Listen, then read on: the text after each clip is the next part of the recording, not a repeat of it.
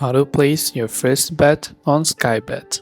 If you want to place your first bet on Skybet, it's very simple for us to do so. What we have to do is we have to open up our browser and go to skybet.com, and you also want to make sure to log into your account. After you do that, you can see different type of leagues or anything that you can see and choose from on Skybet. So once you've selected a certain league that maybe you like, you can simply go ahead and then select that game, and you can search for that particular game.